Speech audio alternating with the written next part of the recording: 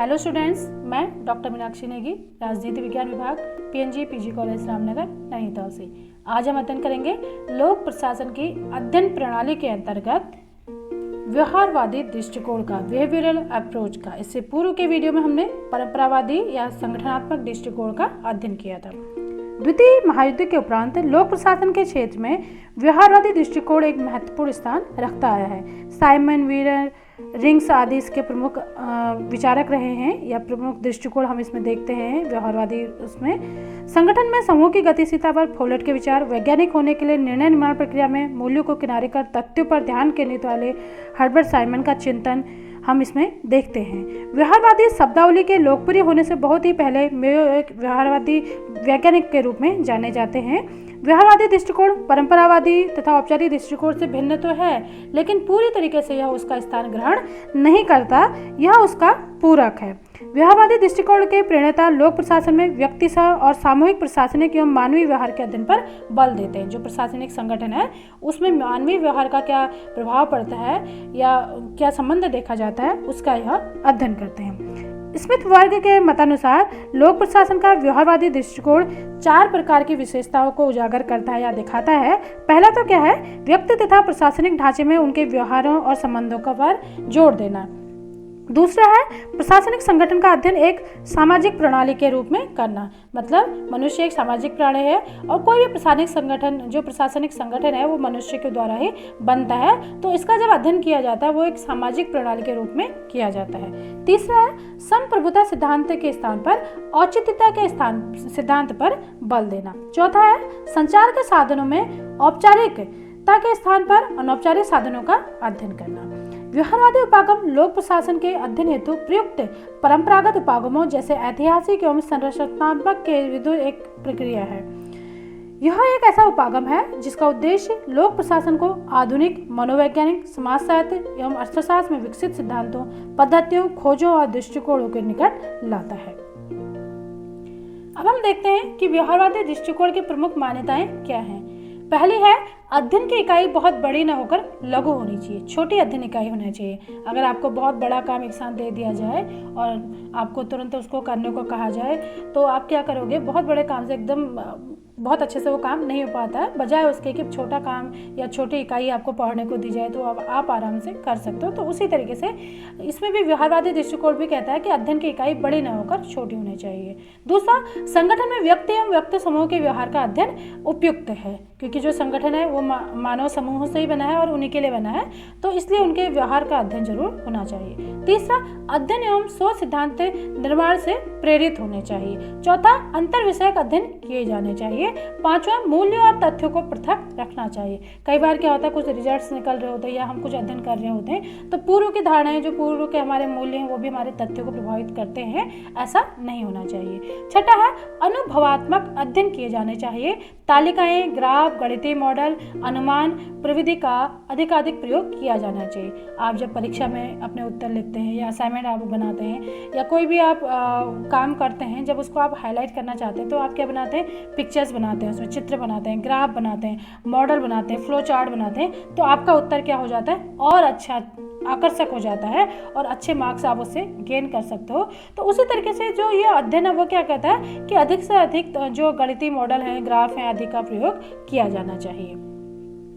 व्यवहारवादी दृष्टिकोण के अनुसार लोक प्रशासन के अध्ययन के लिए जो पद्धतियां अपनाई जाती हैं वो इस प्रकार से है। पहली तो है मनोवैज्ञानिक पद्धति, दूसरा केस पद्धति, तीसरा है सांख्यिकी परिमाण पद्धति और चौथा क्या है, पारिस्थितिकी पद्धति। तो पहला हम देखते हैं कि जो मनोवैज्ञानिक पद्धति है, साइकोलॉजिकल जो मेथड है, वो क्या कहता है।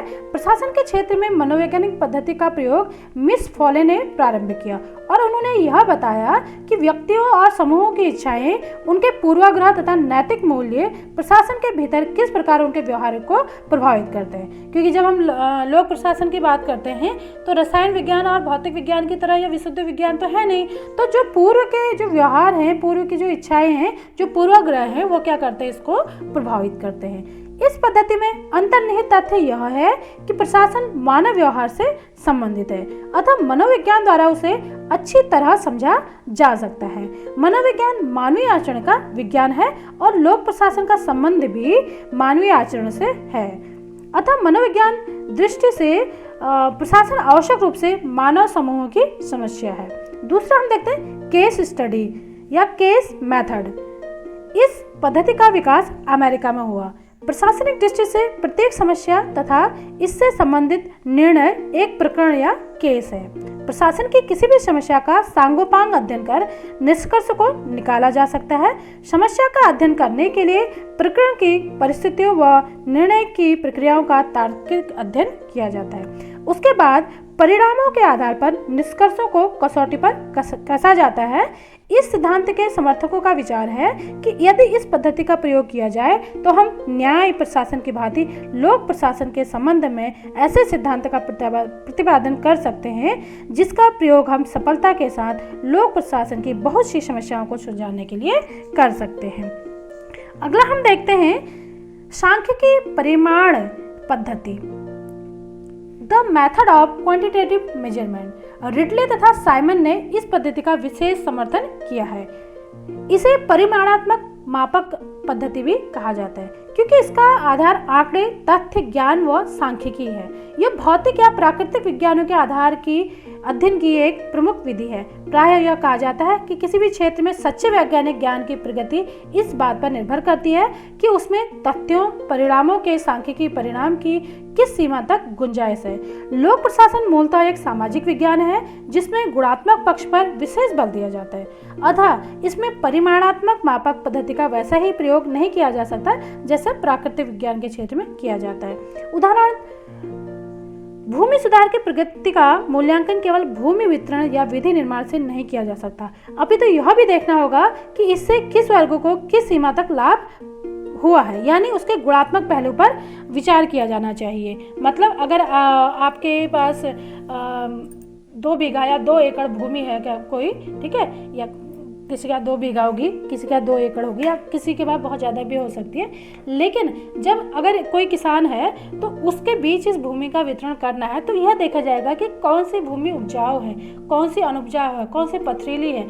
तो यानी कि एक साइड की आधी ज़मीन एक साइड की एक को बांट दी और आधी ज़मीन एक साइड की एक को बांट दी, तो उसमें कई चीज़ें देखी जाएंगी कि रोड साइड की ज़मीन कौन सी है, उपजाऊ भूमि ज़्यादा कौन सी है, या वृक्षों वाली भूमि कौन सी है, तो उसके अनुसार ही बंटवारा किया जाएगा। तो उस तरीके से विशुद्ध विज्ञान की तरह इसका अध्ययन यहाँ पे नहीं किया जा सकता। फिर भी लोक प्रशासन के अध्ययन हेतु उस समय तक इस पद्धति का प्रयोग किया जा सकता है जब शासन के बारे में जनता की प्रक्रिया जाननी हो, कर्मचारियों की संख्या तथा वित्तीय साधनों का परिमाणन करना हो। शासन के क्षेत्र में सांख्यिकी का प्रयोग लोक वित्त के विकास के साथ विकसित हुआ है। चौथा हम देखते हैं पारिस्थितिकी पद्धति, इकोलॉजिकल मेथड। लोक प्रशासन के अध्ययन का पारिस्थितिकी दृष्टिकोण इस बात पर बल देता है कि प्रशासन एवं उससे संबंधित समस्याओं का अध्ययन संबंधित लोगों तथा उसके वातावरण, उसके परिवेश के संदर्भ में किया जाए। लोगों एवं वातावरण की भिन्नता के कारण समान प्रशासनिक स्थिति में समान प्रशासकीय कार्यवाही एक सा फल उत्पन्न नहीं कर पाती। वातावरण या परिवेश का अर्थ पारस्परिक संबंध से है जो सामूहिक रूप से किसी रचना और उसके वातावरण के बीच होता है। गॉस ने लोक प्रशासन में परिवेशी परिप्रेक्ष्य का महत्व प्रतिपादित किया और सर्वप्रथम प्रशासनिक क्रियाकलापों को वातावरण से संबंधित करने की धारणा का समर्थन किया। पारिस्थितिकी उपागम में यह माना जाता है कि प्रशासनिक व्यवहार प्रशासनिक संस्कृति के उन मूल्यों में विशेष रूप से गठित होता है जिसमें यह कार्य करता है, और प्रशासनिक संस्कृति समग्र रूप में सामाजिक व्यवस्था के साथ प्रशासनिक व्यवस्था के रूप में और विशेषताओं की आपसी क्रिया का परिणाम है। इस उपागम के अनुसार किसी संगठन और उसके परिवेश के बीच होने वाली अंतःक्रिया के फलस्वरूप संगठन, संरचना, प्रक्रियाएं और लक्ष्य बड़े पैमाने पर निर्मित भी होते हैं और परिवर्तित भी होते हैं। इस प्रकार हम देखते हैं कि जो यह लोक प्रशासन की अध्ययन प्रणाली का जो व्यवहारवादी दृष्टिकोण है वो क्या कहता है कि जो लोक प्रशासन का अध्ययन किया जाता है उसमें मानव व्यवहार को महत्वपूर्ण स्थान दिया जाना चाहिए। इसी के साथ आज का लेक्चर समाप्त होता है। धन्यवाद।